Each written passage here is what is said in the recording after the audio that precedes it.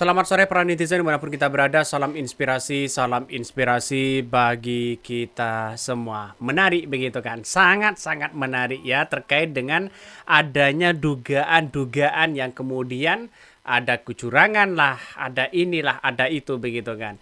Nampaknya kalau kita melihat dengan adanya data seperti ini, pakar IT Singapura bongkar dugaan kecurangan Pilpres di 2024 di Indonesia.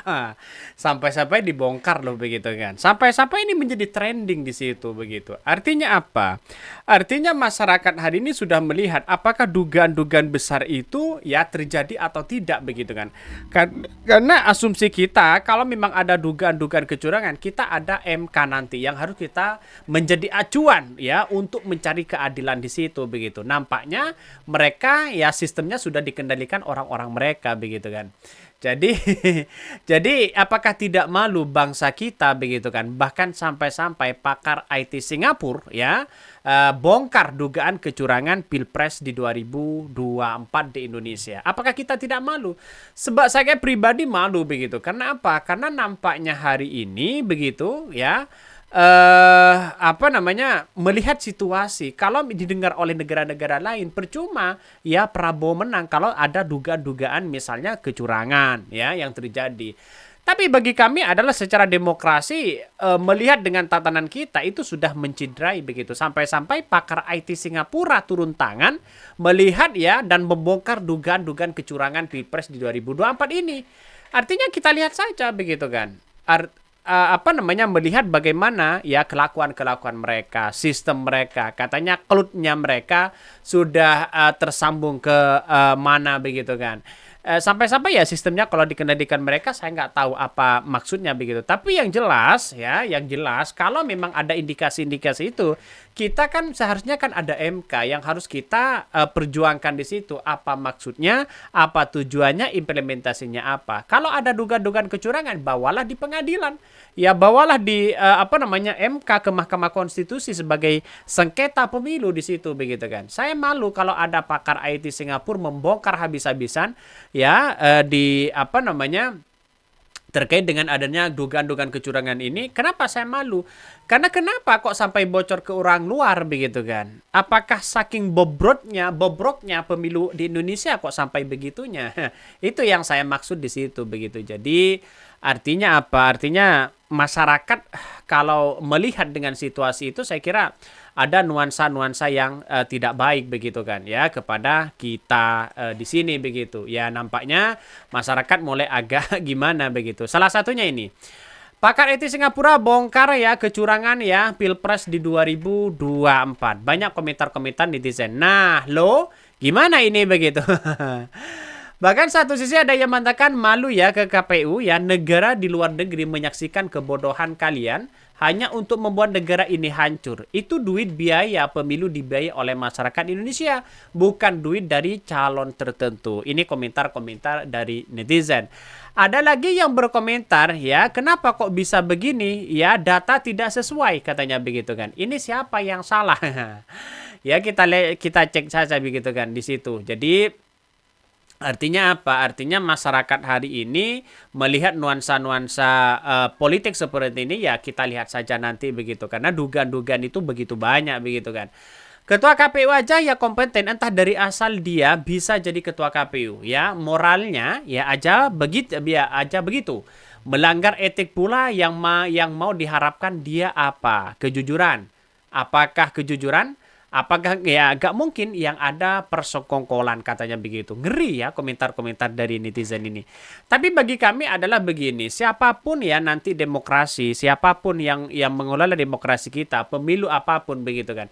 Kita harus mengedukasi. Ya kalau kalah ya kalah, kalau menang-menang begitu. Artinya apa? Artinya jangan sampai ya kita terpecah belah dengan adanya situasi ini begitu. Yang terpenting adalah bagaimana cara kita ya mengontrol masyarakat di situ begitu. Siapapun presidennya kalau tidak mengontrol tidak sesuai dengan hati rakyat, ya tidak akan bisa di situ begitu. Maka edukasi kita adalah mari kita saling bersama-sama bergandengan tangan untuk menjaga demokrasi yang lebih baik. Itu aja sih sebenarnya. Bukan hanya soal ini itu dan sebagainya. Kalau sekarang kan banyak kepentingan-kepentingan yang terselubung, banyak kepentingan-kepentingan yang kemudian tidak sesuai dengan fakta dan sebuah realitas di situ begitu kan. Ini ini banyak sekali yang berkomentar seperti itu. Jadi artinya apa? Artinya saya kira masyarakat harus paham betul begitu dengan adanya situasi politik yang sekarang ini tidak menentu arahnya kemana begitu kan. Jadi saya kira sampai hari ini ya masih banyak muncul spekulasi itu begitu. Kalau memang dari teman-teman netizen siapapun begitu kan yang melihat situasi politik ya yang kemudian duga-duga melangkah kecurangan, saya kira kita harus mewaspadai itu begitu. Pakar IT ya Anonymous Singapura memaparkan dugaan kecurangan yang terjadi pada Pilpres 2024. Kecurangan tersebut dalam hal ini rekapitulasi perhitungan suara yang terpampang di laman resmi Komisi Pemilihan Umum atau KPU. Pakar IT Anonymous itu menyebutkan bahwa potensi kecurangan dalam akumulasi perhitungan jumlah suara di KPU itu bermula sejak H-1 alias ya 13 Februari 2024 bahwa website resmi KPU terlihat dalam proses maintenance begitu kan ya. Pertama itu ya H-1 tiba-tiba website sistem rekap KPU sedang dalam perbaikan ujarnya dalam diskusi virtual pada hari Selasa. Menurutnya, secara mekanisme pelaporan hasil rekapitulasi melibatkan beberapa pihak sebelum sampai kepada KPU. Pertama-tama masyarakat menggunakan hak suaranya di tempat pemungutan suara. Suara di TPS selanjutnya akan dihitung bersama oleh kelompok ya penyelenggara pemungutan suara atau KPPS ya, para saksi partai hingga Panwaslu ya setelah TPS tutup. Nah, hasil penghitungan suara di suatu TPS akan dituliskan dalam formulir C1. Bahkan pihaknya yang berwenang untuk menuliskan hal perolehan suara ke dalam C hasil adalah KPPS yang dimaksimalkan, juga Panwas dan saksi. Setelah C hasil rampung ditulis ya, pengguna sistem informasi rekapitulasi Sirekap yang juga bagian dari KPPS akan melaporkan C hasil kepada KPU melalui sebuah platform aplikasi yang bernama Sirekap.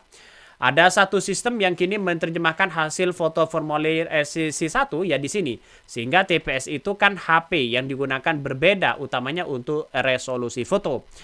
Ketidakseragaman perangkat itulah yang dianggap pakar IT Anonymous tersebut menimbulkan tendensi kecurangan dalam pembacakan data yang dilakukan oleh sistem pemilih KPU. Begitu dikirim ya, misal angka 1 bisa menjadi angka 7.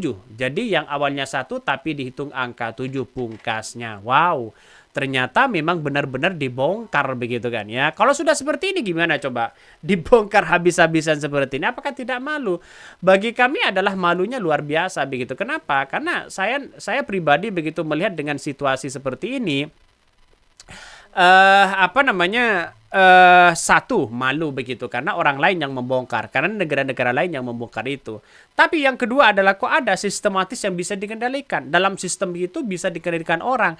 Artinya kan tidak independen di situ. Kalau tidak independen ya mestinya begitu, kalau tidak independen ya mestinya ya kita lihat saja realitasnya. Ya dari angka A, dari angka 1 ya menjadi 7. Ya, sehingga kan secara akumulatif kan menambah suara di situ begitu. Ya, utamanya salah input, minta maaf, salah input, minta maaf, salah input. Apakah cukup minta maaf seperti itu begitu kan? Ya, kalau memang ini tidak terbuka ini kacau begitu. Oke ya, mungkin itu ya yang kami sampaikan ya. Tonton terus channel Hodari Podcast Rakyat ini karena ada berita-berita menarik dan viral setiap harinya. Salam para netizen, salam inspirasi bagi kita semua. Jangan lupa di subscribe ke YouTube Hodari Podcast Rakyat ini.